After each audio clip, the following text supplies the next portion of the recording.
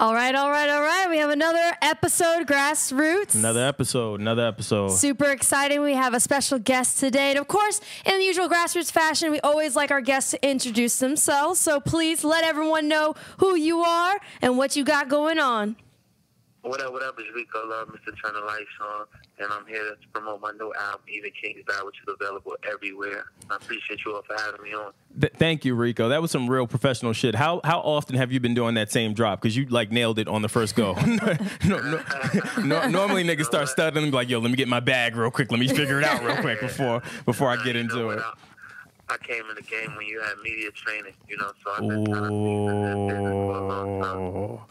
Oh, actually, you know what? Let's get into that. Let's get into that. Well, go ahead. Rock out. Let's go. So that's interesting that you brought it up because that's a common thing that a lot of people feel with younger artists is that they're not, quote unquote, media trained. And for you, you came in a time period where that was a thing. That was part of the package when it comes to signing artists. And that's even part of artist development. Like, how much have things changed that you've noticed since then compared to now? Well, basically, in so many ways, I think the attention to detail is not being paid. Understanding how to be a professional and just the basic qualities of professionalism is kind of like a lost art.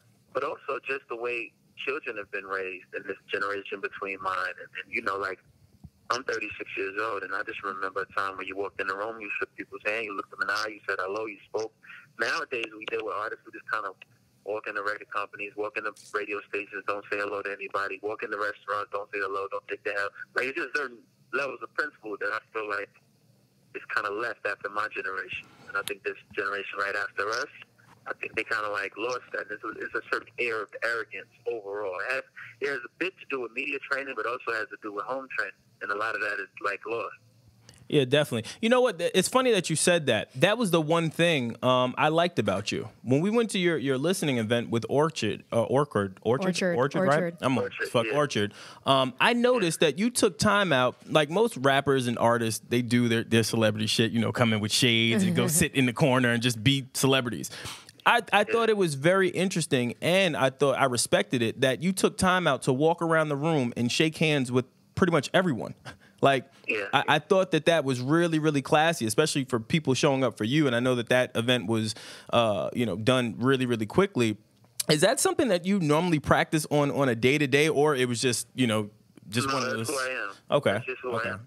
I have two kids. You might hear my daughter in the background. I have two kids, a 3-year-old and an 8-year-old. Nice. And I think that it's important for you to just be polite and kind. Mm-hmm. I don't like the word humble because the word humble is like belittling, and it was used as a word to kind of trick us into reverencing people, and I feel like our humility should be towards God, but greatness means being polite and being kind and being on time and respecting everybody who you come in contact with. And I believe that is the definition of being great and being amazing and being a king.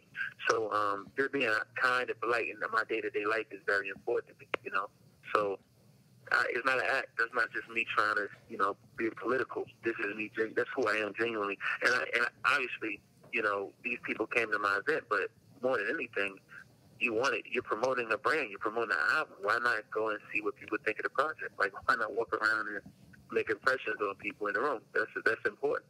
When I was on tour with Future, when I was on tour with Monica, I was on tour with Usher, after I would do my set, I would walk through the crowd, and I would just kind of like fill people out.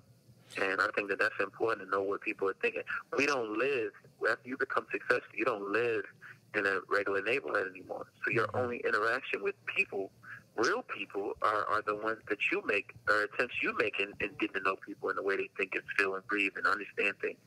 Definitely. Do you feel like that's missed now? When we talk about younger generations, like there's levels of just generations when it comes to just music, artistry, and just an overall craft. Do you feel like that's something that is really needed now, present day, where people just need to have a little bit more respect for, obviously, their elders and also just the fans? You know what I mean? Because just like us and just like you, like, none of us would exist if it wasn't for fans and support. So talk to me a little bit about that. How have you managed to just stay very grounded and very connected to your core fan base, and what has that done for you long term?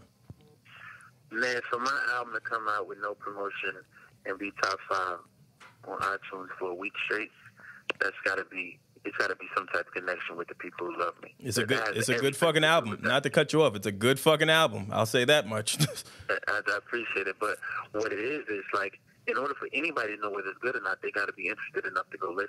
Mm-hmm. And for it to be in the top 5 for 1 full week, 7 days, you know, that's not just like, oh, it's spiked up because of it's the first day it comes out and it's hype around it. That's like, yo, serious interested in the record.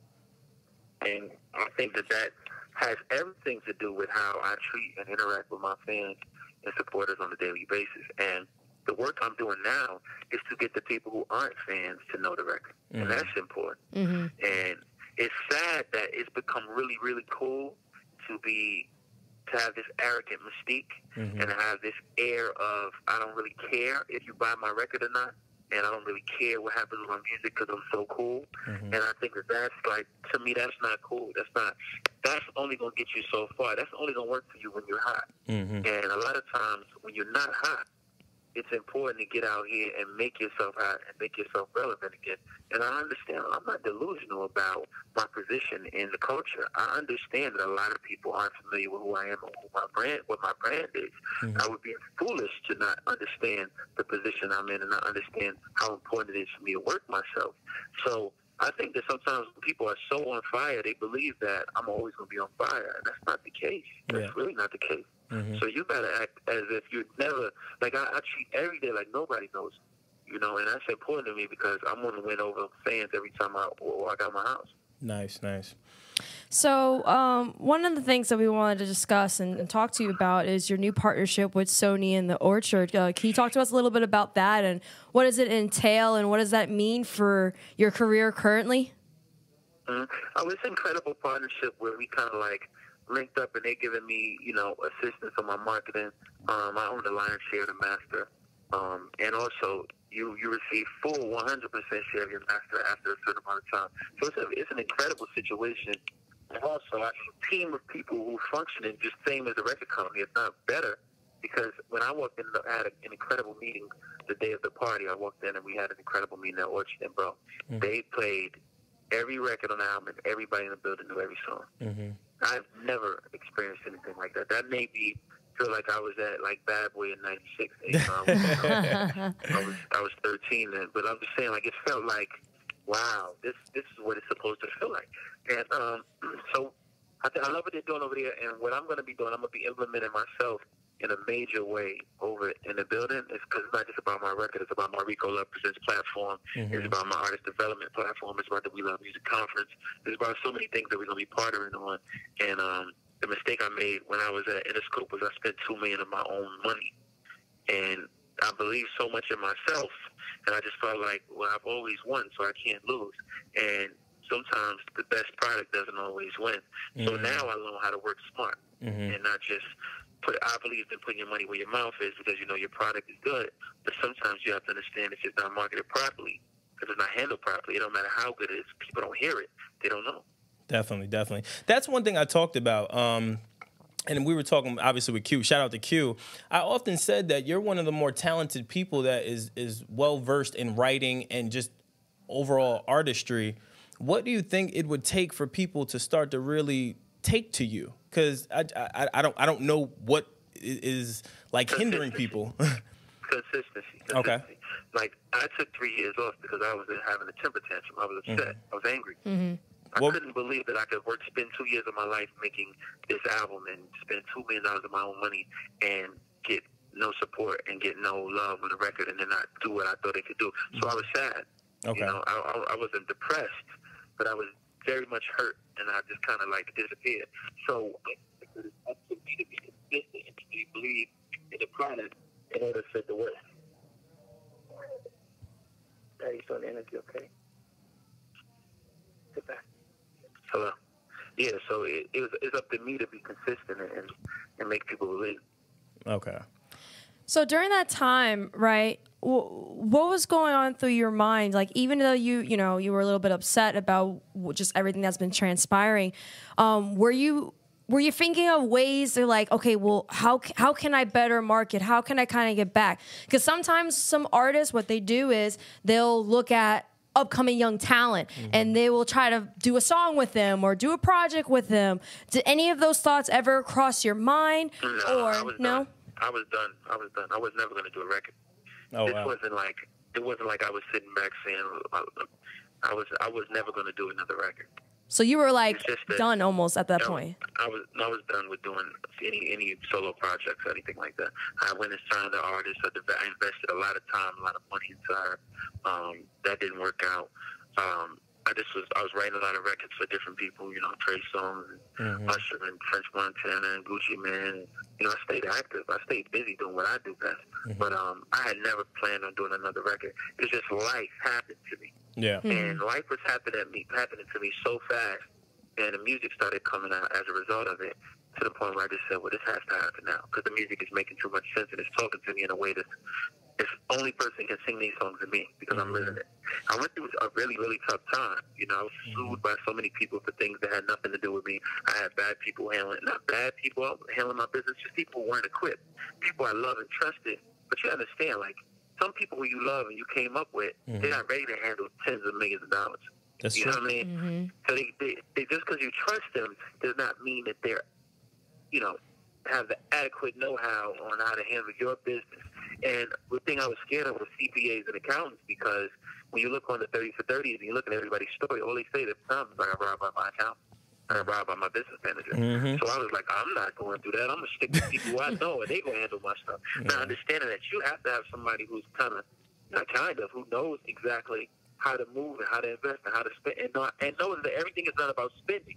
And not saying that I was spending haphazardly, but it's more about it has to be some form of other streams of income flowing in, not just be write records and be spending money that I've built up off my catalog. So that's a whole other detail. So I went into a lot of, I fought through a lot of storms.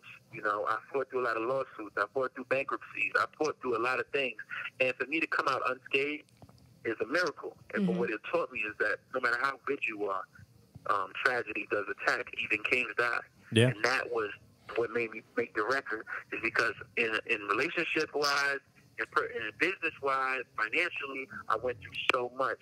And it kind of showed me, like, the greatest person in the world, the top of the top, can go through it, and even a king can die. So the fact that a king can die should show all of us that it's certain things that's inevitable, certain cards that if we're dealt them, they're gonna spell certain levels of disaster. Yeah, no, that's definitely understandable. I mean, we've seen a lot of great people go through so many hardships, whether it's finances, drugs, or anything like that. My question is... You know what else, and not to cut you off? Yeah. The blessed part about it was to be able to get through it before the blogs could find out. Because every day I was going through what I was going through. I was going to depositions. I was going to lawsuits. I was forced into a bankruptcy that had nothing to do with me, and nothing that I didn't file for any bankruptcy, but I was forced into it because of some lawsuits, and it was like crazy. And every day I would wake up and think to myself, is today going to be the day that Baller Alert places my face up on there? Is today going to be the day that Shade Room gets me? And that is sad that we think that. It's sad because I know that that's career suicide. Like, people don't understand.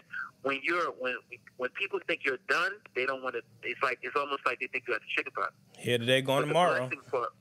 The best part about it is I can talk about it on my terms now. After I made it through it, after I'm back in a position where I'm good, and I think that you know, I don't even want to talk or do business or deal with anybody in any type of capacity who ain't been through it.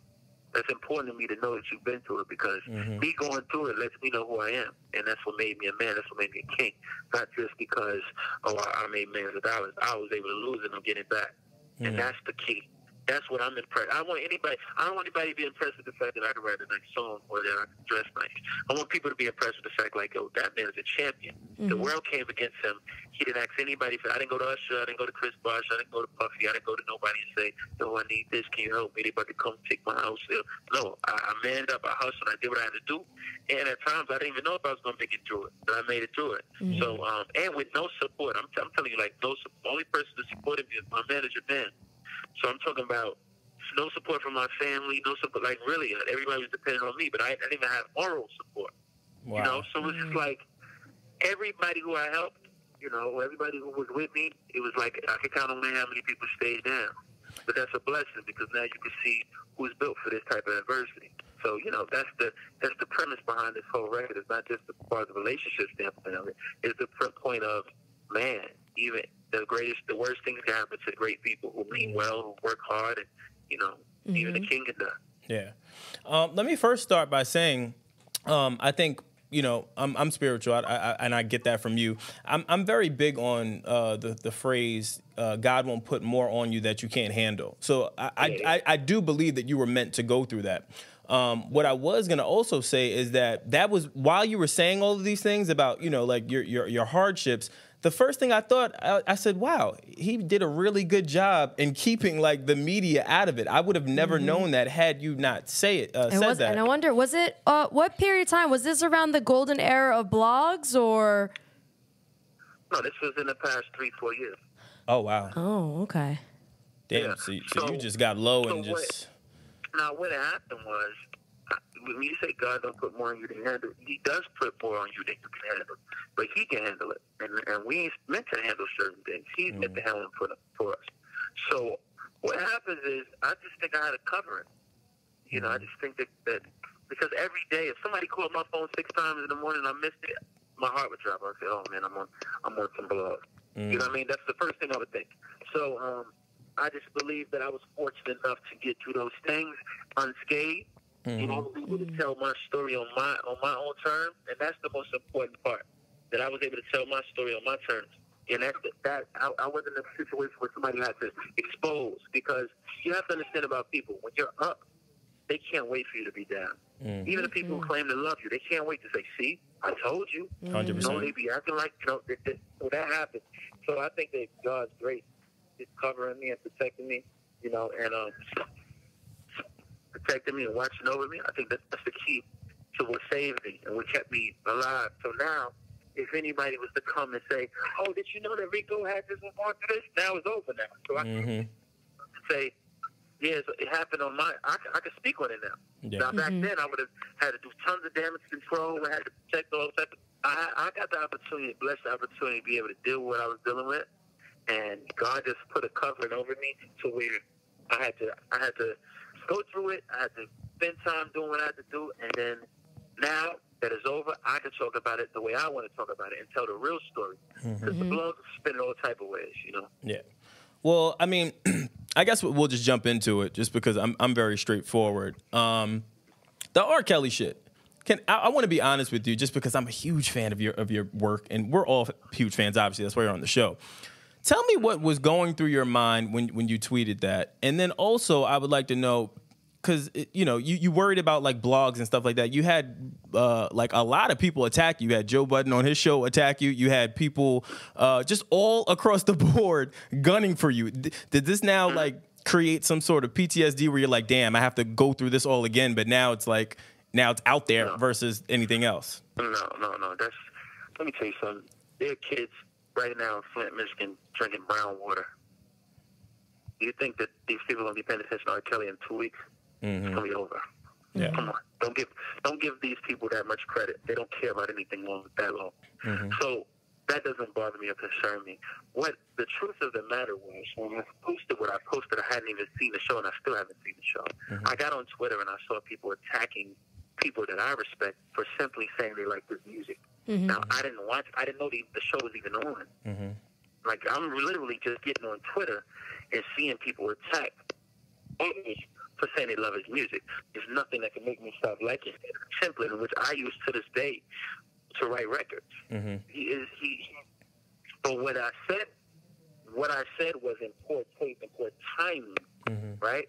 So I apologize for the timing in which I said what I said, because I feel like it wasn't appropriate at that time. Now, in my defense, I didn't even know the show was on, bro. I had no clue the show was on. I just know people was telling people, how dare you like his music? And I'm like, you can't tell anybody what to like. Okay. Like, if you don't feel like it's, but what I said later was, okay, I apologize because that was insensitive at the time. And right now, if I robbed you, right, Somebody came and said, you went to the police station and said, hey, Rico Love robbed me. And the police officer said, yeah, but you know you wrote They Was My Baby for Usher. You'd be like, yeah, but that's fine, but that's not what we're talking about now. Like, who cares? Yeah. Right now we're talking about. But this is the thing that did not sit well with me. When I made that statement and apologized for the timing of what I said, they said Rico Love retracts his statement. And I'm telling you, and this is all just, and for the mature people who can handle the truth, I did not retract my statement. I apologize for the timing in which I said what I said. I don't think anyone can force another person to not like something. What I think is classy to do when it comes to R. Kelly is keep it to yourself. That's what I said. I said it's classier to say, okay, I appreciate his genius, but I don't think that people can handle that right now, so I'm not going to speak on it. You ask me who the king of R&B, if I feel like it's him, I just won't say anything. You know what I mean? If you ask me who's my favorite songwriter or R&B songwriter ever, I'm not going to say anything. I'm not going to go forth for debate because I know that people can handle it. But I did not, and that's just, and I can handle any backlash that come with that. I did not say retract what I said. I said I apologize because the timing was wrong. You understand what I'm saying? It's just inappropriate to glorify him at this time when people are victims and he's going through what they're going through. Yeah. So, and I think that is a fair way of meeting people in the middle and saying, nah, bro, that wasn't right of me to do that. But I don't want people, because what happens is on Google, like the main page, it says Rico Love retracts his statement about R. Kelly, and that's not what I did. I think it's mature for us on both ends to understand that everyone, because a lot of people were saying to me, yeah, Rico, you have a right to like what you like, but do you think this is the right time? And I was wondering what they were talking about, and then I did my homework and research and realized, okay, I'm just looking on Twitter, and I realized there's a show going on. When I posted what I posted, it was mid-episode. It wasn't even mid-first episode. The show wasn't even off yet. Yeah, that's wild bad timing. That's wild bad timing. Yeah, so when people were coming, and even with Joe Budden, Joe got my number. You understand? Like, the first thing I would have done is text him, Joe, what's up, bro? What you doing? Yeah. Then I would have said, oh, I didn't watch the show. Then he would have been able to educate me, and then it wouldn't have to go that far. He has my number. Yeah. And I understand everybody's position, but I know, and I also understand people want ratings and want things to talk about on their show too, and I respect that. But you know, you don't have. I ended up DMing him. You know what I mean? It's like showing, like people. A lot of people have to understand. It's difficult. Like it's difficult to look at somebody as your hero and not say that they have affected you musically at all. But it's also mature to stay away from glorifying that person, even if your glorification, you're glorifying them in a way that is just strictly on their talent. I think that the mature thing for me to do is to say, I don't think it's appropriate for me to speak about his genius right now because it's uncomfortable for people. Yeah. And that's what I'm saying about that. But I don't want people running around because now the R. Kelly fans are coming at me. Because you're damned if you do, you're damned if you don't. So now I got tons of R. Kelly fans saying, oh, you let the white man trick you in the bubble because you know how they want to spin it. So my thing was, no. I do believe that it's impossible for you to tell anybody what they should like or not like. You know what I mean? If I made you a banana pudding, it was incredible, and then you said, oh, yeah, this was made by a Nazi supporter. You'd be like, whoa, I don't want to eat any more of this, but it was incredible, right? Yeah. You know what I mean? I get what you're saying. So what you're saying is, yeah, this part is good, but there's other parts that's bad. So instead of me glorifying the good, let me just stay away from it altogether so that nobody's upset. And if I do enjoy listening to his music, it'll be on my own time when I don't offend anybody, and I'm not going to be throwing it in people's face trying to be just difficult for the sake of being difficult. And I think that's what people are doing if they glorify him publicly. Yeah. Does that make sense? That actually makes a lot of sense, and it adds a lot of context, because I'm keeping it a buck. When I read the tweet, I was disappointed in you. I said, yo, he is one of the most talented people in the universe. Very connected to his family, because you always talk about your kids and everything like that. I'm like, how could he still like do this? Like, how could he still be for this? I was confused. Let me ask you a question. All right. Even though I agree that was terrible timing, that I shouldn't have. But again, I didn't know the show was on all that. But what does my family have to do with me liking that song? I want you to understand why I'm asking this, because people were saying to me, you have a daughter, and you don't care about people. I have my daughter in the car right now. R-A-P-I-N-G, your daughter. Yeah. You know what I mean? And I was like, see, now we're getting ridiculous. Because that doesn't even make sense. That doesn't even make sense. You know what I mean? Because we're all acting like somebody was saying to me, "Well, you have to." I said, "Yeah, but almost 20 years ago, I saw a tape of him actually doing it." Yeah. You understand? And we all did. Mm-hmm. And people did tours with him, and did collaboration albums with him, and did videos with him, and everybody was writing records for everybody. Yeah. And so what I'm trying to tell you is, yes, we definitely enabled, in some way or another, one way or another, we enabled his being comfortable, you know? Mm-hmm. But also you have to understand, you can't point the blame to everyone else. You got to understand that doesn't make us criminals, because we all were guilty of it. 100%. And again, like I say to you, if you work in a building and you find out that the person who owns that building is a diehard Trump supporter, or a diehard Nazi supporter, or you go to shop at Walmart every day and you don't know that they put millions and millions of dollars into, putting black men in jail, and you say, well, oh yeah, I still go to Walmart, or I still watch the NFL. Does that make me? Do I say to you, oh, you're a racist, bro? Yeah. You have children.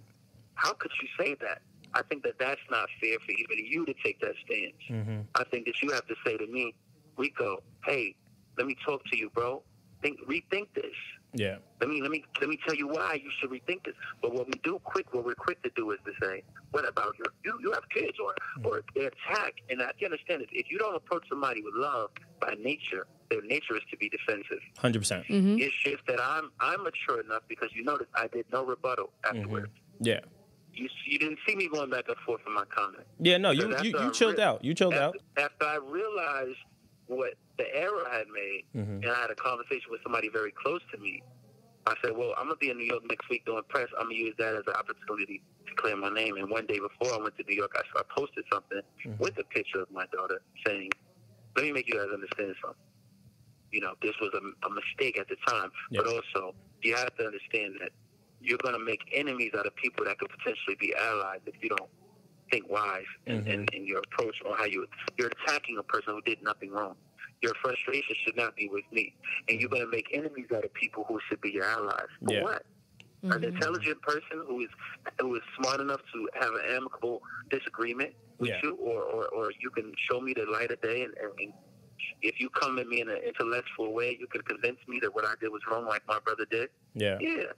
But we can't take the approach of, I'm disappointed at you, Rico, you have kids. Say you're disappointing me, but the kids and the family have nothing to do with it. Because that doesn't mean that I would, come on.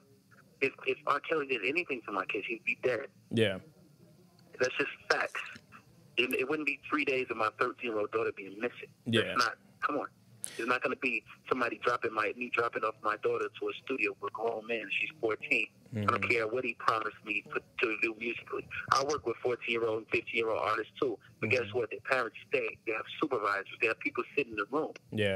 So for you to blame me and say, well, what about your daughter? Come on, I can tell you what it'll be for my daughter. Yeah. It'll be headlines saying Rico Love murdered somebody. That's it. Well, I'm not saying that. What I'm more so saying is the parallel. So, like for me, I'll use myself as an example. My family is 80% women. So instinctively, when I see all this shit, and mind you, I'm with you, and I said this prior to recording. We all said it. All of the albums that you named in your tweet are my favorite albums, right? But I listen to them differently now, obviously with context, right? Now, when we go into just everything that embodies R. Kelly and everything with the little girls and just everything, instinctively, I thought about, damn, if that was me with my little cousins or my niece, I would lose it, like, automatically. So that's why I brought up the daughters, because you obviously, you love your kids, like what grown man doesn't. So I thought about it like, damn, I wonder if he thought about his kids and then still tweeted that or thought differently about it. Or I also thought, all right, well, maybe when you said, that it was in poor taste, maybe you thought about, like, damn, like, if this is my kid, I would lose it. So that's more so what I think people were talking about, not to hold you accountable. I can't hold you accountable for R. Kelly. Like, that's horrible. That doesn't make sense. But that's what everyone was doing. They were basically, I had someone go as far as calling me R-A-P-I-S-T. Wow. What? Wow. You have to understand that people are ridiculous. You have to understand we don't live in most people, the majority of people are ridiculous. Have you ever seen a Trump rally? Like, most people, the majority of people are not as bright as you would like them to be. Yeah. Yeah. And they're not as rational as you would like them to be. There are people who are going to hear this interview and still be upset with the fact that I'm saying, no, you have the right to like what you like. Yeah. There are people who don't even know how to handle that. There are some people, what I'm telling to those people is, you're going to not like me anyway. Yeah. Yeah. You understand? Those type of people don't like anybody anyway, except the people that they do like. You understand what I'm saying? Those people can't wait to attack anything. The same way Kevin Hart is going through what he's going through what he went through with the Oscars. With the Oscars. It's because it don't matter what you say. There's some people who don't care what you say. Yeah. They feel the way they feel, and that's it. But what I can say, a mature Rico can say, I don't have control over how what I said makes you feel, and I have to be sensitive to that. So I can't tell you how you feel about something. I can only tell you my intent. Yeah. Now, if you can't see my intent and say, oh, well, he's coming from a pure place, I can tell that he's genuine, he made an error, then that means your issue with me has nothing to do with R. Kelly. Yeah. I agree. It's deeper than that. And you have an issue with men or men with power or people with money or successful people. Well, you know, a lot of people have those issues, and they can't wait to have that one thing that they can pounce on us for. Yeah. You know what I'm saying? So, again, we got to be mature enough to understand, and I don't want people to misstate me, because now I go on my Instagram and my Twitter, I got R. Kelly supporters coming at my head because they feel like, oh, you fronting on the king. And I'm like, no, Yeah. Everybody has the right to like what they like.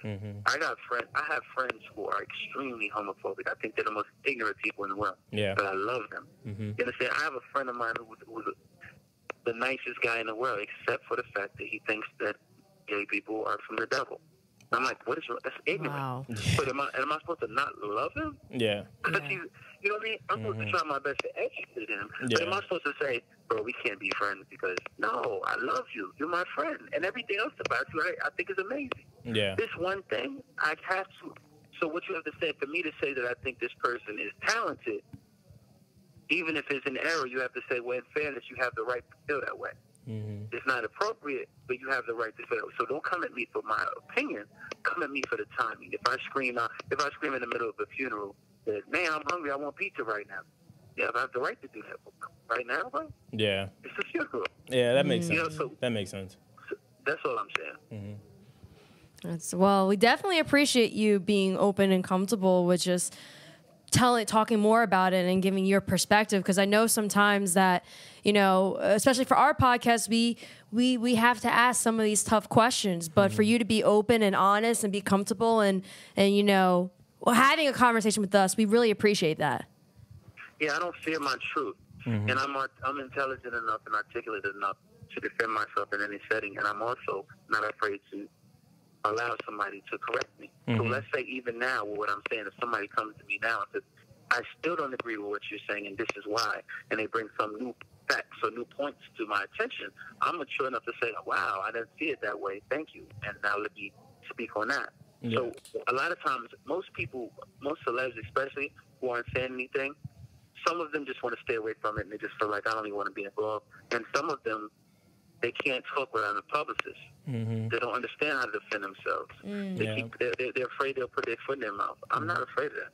Yeah. And I've created at least as an artist, I created a career off my honesty. The Turn Lights On album and the Even Kings album was based on me being particularly honest about certain aspects of my life. So why would I stop there? I'm not afraid to say anything if I feel it, because I believe in my heart that everything I do and say it comes from a pure place. Yeah.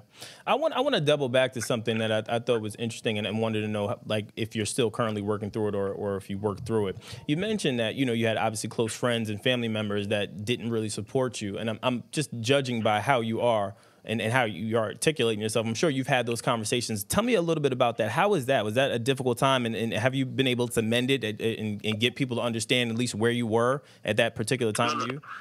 Some people remove themselves and they just remove. Oh, okay. You know, some people just not there, and you understand that. But what I also have come to terms with it is our relationship wasn't on an equal. We weren't equally yoked. It wasn't on an even playing field. Our relationship was based on what I could do for them. Yeah. So when I was in a position to no longer be able to do that for them, why would I be upset with them for not being there? Because it wasn't equal. It was based upon what I could do. Yeah. So if I own a corporation and the corporation shuts down, why am I upset with people finding new jobs? And the extent of our relationship is based on them working for me, based upon what I could do for them. Yeah. Now, if we were partners, it's different. There's no equal partnership that I wasn't. First of all, I couldn't be abandoned by anybody because I fed everyone. You know what I mean? Yeah. So if anybody was feeding me, then I could feel abandoned. But nobody fed me. Gotcha. So at the end of the day, there's no bitterness. It might not be any, there's no coming back from that. But it's no, bitterness and no like, oh, but they didn't know. No, I don't feel sorry for myself. I was planted. I wasn't buried. Yeah. Yeah. And sometimes when you get planted as a seed, it's just so that you can get the nutrients from the ground and get the water and get the sun and sprout. Because a lot of times people were impressed with the fact that I was an amazing seed, yes, but there's an oak that's going to come from the seed. And when that oak comes up, you're going to be like, wow, that oak had to go through a lot in order to be the oak that it is today. And it takes time for that oak to grow like that. It couldn't happen like overnight. It had to go through some serious stages. I had to go through some times where the wind was blowing so hard that they didn't know if it was going to make it, and when it was a twig, So I understand that, and I relish in those moments, and I appreciate those moments and those times where things were hard for me because they built my character up that much more. Well, that's definitely good. I mean, it seems like obviously you had a good foundation and understanding of who you are as a person, but going through these moments, I guess it's like, I guess you could say it was like a sense of clarity, and kind of like they say, a light at the end of the dark tunnel. But with everything that you've been through, the ups, the downs, the horrible moments, the difficult moments, what I usually like to ask is, especially when artists put a project after a very hectic period of time in their lives, what song on your project was the hardest for you to put together? Whether it was hardest to write, whether it struck up some memories or some emotional periods, or even moments of stress where you just remembered everything that kind of transpired before. What was that one song that was kind of difficult for you to write? Nothing was difficult to write. I think the one that touched me the most were God Forgives and Faith. Yeah. Because they were just very honest moments where I was like coming to terms with some things. And to be honest with you, a lot of the record was written before I experienced some of the stuff. There were some things that I felt my spirit was happening, and I kind of I started creating a record, and I started realizing as things unfolded, I was like, wow, this is really, I know that I have a close relationship with God because of things that I'm feeling in my heart. So, as far as difficult to write, I think that's the most therapeutic part, is being able to write and create. So I embrace those times and those moments. So nothing was difficult, but I think if you listen to God Forgives, you can honestly hear the pain and the passion and tragedy in it. Yeah. God Forgives is one of my favorite records, that and Paradise on the project. I want to get to know a little bit about you as far as like just your creative, I guess, quirkiness or genes. What is it that you do? Is there like a set type of way that you record, or is there something that helps you get into your bag to just write the way that you write? And then after you write it, do you kind of like shock yourself like, damn, I really wrote some shit? You know what? No, I've been doing this so long, and I record every day, and I go to the studio as much as possible. But it's like if LeBron scores 35 points, it's like a great game, but he kind of knows he can do it. Yeah. He's excited, but when he scores 60 or 70, and he's like, whoa. So I just think that at certain moments where you feel like, damn, I did that. That's really good. I'm impressed. But most of the times when you do so much and you love it so much, you don't really think about, wow. It's more like the therapy that I needed for it to be. When it comes to my records, it's more like therapy. Because some things you'll get the opportunity to talk to people about. And even though you want to talk about certain things, some things there's no one who can understand what you're going through at that particular moment, so you just write it. Yeah. At least in my case. Well, first I want to say you just stunned it on us. I just want to point that out. That was like the most humblest brag I've ever heard. I was like, nah, I just drop 50 here and there, and I just do this. Like I ain't really got to worry about all this. What you talking about? Like it's just natural. That's dope though. I really do like that. Talk your shit. Yeah, talk your shit. I do want to say though, as this project comes out, or just any of your records, has there ever been a time where one of your close friends, relatives, or even someone that you've been seeing has come up to you like, yo, what's this record about, man? Like, what's up? You good? Like, what's going on? Oh, yeah. This entire album, people coming to me and really kind of like figure out my mind. But, I mean, I would just say it's just an honest body of work. Yeah. And the truth of the matter is you can hurt somebody. You could be the best person in the world, but when you hurt somebody, they're going to get their revenge one day. And especially in the parameters of a relationship. And that's what even keeps working this as well. It's like, you're a good, normal person now. But if you get in a relationship, you did some foul stuff. Yeah. And you have to understand that she's going to come back and get her revenge. That's right. Well, so it's not a situation where I feel sorry for myself. It's not a situation where I say, well, how could you? No, it's just like, all right, cool. Even though I was doing the right thing, you still got to meet the makeup for the things that you did before. And I think that's something people don't want to face. So this wasn't a bitter record about, girl, you did this to me. No, I was just like, what did I expect? Yeah. Yeah, basically. It's kind of like, all right, I asked for it at this point. Yeah. I do have other questions, too. In reference to, like, I look at the track listing and people that you work with. You seem very particular in who you work with. It's not just about money with you. Talk to me a little bit about that. Like, why are you really... Is it like almost like a gel thing, like the energy has to be right, or right placement, right time? Like, talk to me about that. I mostly got to like somebody, some artist. But then sometimes it's just like relationships with friends. Because I never would have thought that doing a record for City Girls would be such a big record. You know? And it's just like, who would thought that I would twerk for City Girls and that would be, doing what it's doing. So, you just never know. Yeah. That wasn't in my plans. That was just like a friend of mine was like, yo, can you work with the City Girls? Like, of course, anything for you, So then that happens. So some things it's just, most of the time it's really about me liking the artist, vibing with them. And then other times it's just like, we got in and we made some dope shit. Yeah. Okay. That makes sense. I guess the other thing, what else can we be expecting from you, Rico? Because I'm hoping that you won't go vanish into the mist again and disappear with all this hot fire that you just dropped. Yeah, like I don't know if I can take that again. I'm just being honest.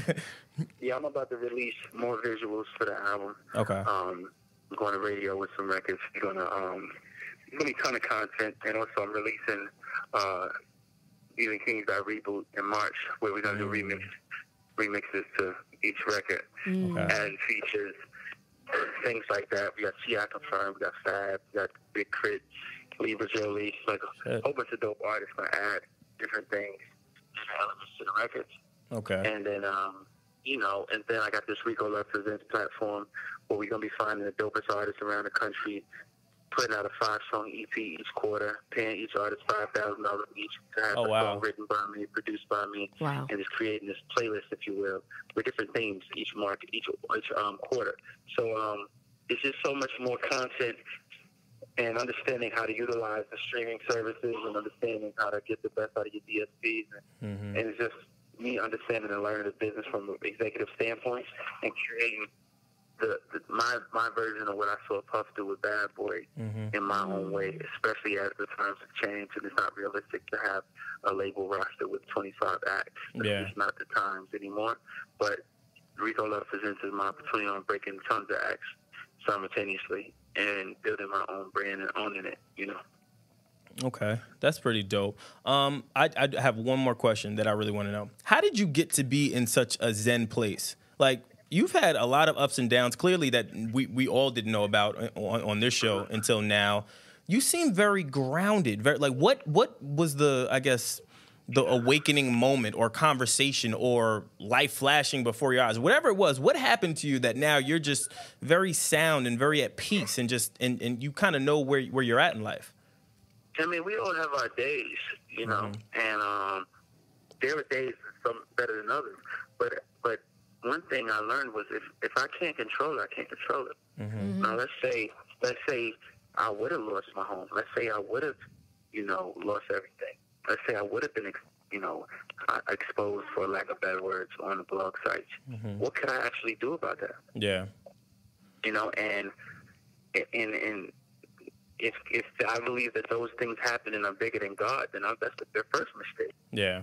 You understand? So, no, I've come to terms with everything in life, even things that I hate, even ideas that I would hate to have to face. If they were to happen, what can I actually do? Yeah. I can only control what I can control. Mm-hmm. And I know who I am, and I know how hard I work, and I know how talented I am. I cannot stress over things that are out of my control. I can only take care of the things I can take care of, and then trust the process for everything else. Yeah. I guess last thing, if you had to talk to, well, you have your own artist now that I'm thinking about it. What type of advice do you give your artists? Because you've been through a lot. What are some of the things that you tell them fresh out the gate? If you had to give them maybe 2 things that they should never let leave them being in such a muddy industry, what would it be? Be nice for the sake of being nice. That's it. Don't be nice to people because you feel like they're going to be nice back to you. Don't give to people because you feel like you can get something in return. Do good just to be doing good, because I've done good for people expecting for them to reciprocate it, and I've been heartbroken by the fact that they couldn't. And they weren't wired and built the way that I'm wired and built. So I don't want to give an industry lesson. I want to give a life lesson. If you want to be kind to someone, be kind to them because you are kind. Don't be kind expecting for them to be reciprocated when the tables turn, because they won't most of the time. That makes a lot of sense. Yeah. Can I steal that from you? Like, if I get an intern or something, we could just use it. Yeah, like, that's for you to use, man. Yeah, I really like that response, and it tells me something about you, especially being in this industry for as long as you've been, and being around the people that you've been around. Yeah, and being around the people that you've been around, and myself and Erin have been in the music business for quite some time, and you and I both know how muddy and grimy this industry could be. So for you to still have that sentiment and still have that feeling, regardless of all of the hardship you've been through, I've gained a new level of respect for you. I must say. Yeah, man, I appreciate that. That's just the way I am and the way I view the world, Yeah. And I'm not perfect. I'm totally flawed in so many different ways. But one thing about it, my heart is pure, and I don't want anybody. I never want to intentionally hurt anybody, and I want the best for everybody. I think that's what I want to be known for, and that's what I want to represent who I am. If anybody wants to describe me, that's what I want to be described. I like that. Me too. I'm good. I've learned a lot from you. Same. This was really an enlightening conversation, I must say. Did you enjoy this? Was this cool? Were we good? It's amazing. Amazing for me to be able to express myself to intelligent people who, don't take what I say personal or understand that it's coming from a good place. Those are the best conversations to have. Yeah. Thank you. Yeah, no, we definitely appreciate it. And we, there are things that you said that we definitely understand, even when we have certain conversations, whether it's music, whether it's culture, it's a lose-lose situation. We've had people, we've had a very intellectual conversation about the R. Kelly situation, and we had people that turned it into something else started threatening us. And we're just like, how can we not have these conversations? If we can't have these conversations, then how can we do good, or how can we change things, or how can we progress? And if we can't, so we definitely understand where you're coming from. Definitely.